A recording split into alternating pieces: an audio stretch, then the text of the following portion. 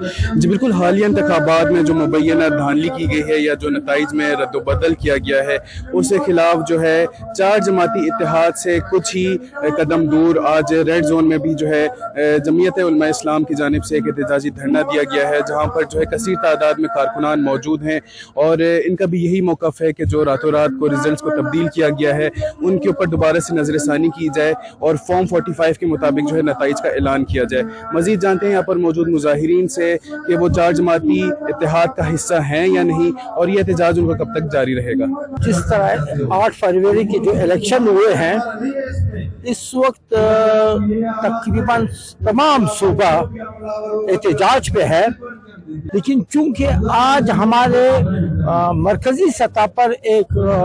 فیصلہ ہوگا پھر اس کے بعد ہم آئندہ کا عمل کریں گے۔ آج ہم نے احتجاج کے طور پر اپنے چونکہ ہمارے پی بی 38 میں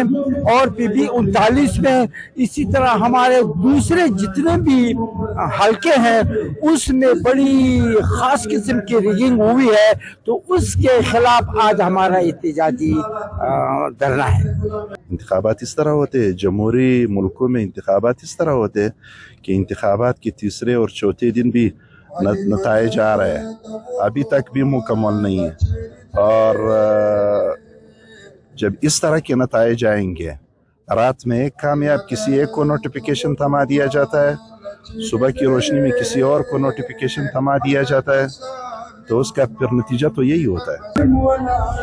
جی جیسا کہ ہم نے جانا ریڈ زون میں بیٹھے جمعیت علماء اسلام کے کارکنان اور مظاہرین کا بھی یہی موقف ہے کہ جو ہے حالیہ انتخابات میں جو ہے سب سے زیادہ دھاندلی کی گئی ہے جو کہ پاکستان کی ہسٹری میں کبھی نہیں کی گئی، لہٰذا انہوں نے جو ہے 5 بجے تک یہاں پر جو ہے دھرنا جاری رکھنے کا اعلان کیا ہے اور ساتھ ہی ساتھ جو ہے ڈی سی آفس کے سامنے بھی جو چار جماعتی اتحاد ہے اس کا دھرنا جاری ہے۔ ساتھ ہی ساتھ جو ہے آج چار جماعتی اتحاد کی کال پر جو ہے بلوچستان بھر کے جو کاروباری مراکز ہیں وہ بھی بند نظر آ رہے ہیں، اور اس کے علاوہ جو ہے ایک اور روڈ بند ہونے کے باعث جو ہے کوئٹہ کی تمام تر جو ٹریفک ہے وہ معطل ہو چکی ہے اور جو شاہراہیں کھلی ہوئی ہیں اس کے اوپر ٹریفک کا لوڈ اس قدر زیادہ ہے کہ عوام جو ہے شدید اذیت سے دوچار ہیں۔ رپورٹر محمد بلال، کیمرہ مین یاسر کے ساتھ وش نیوز، کوئٹہ۔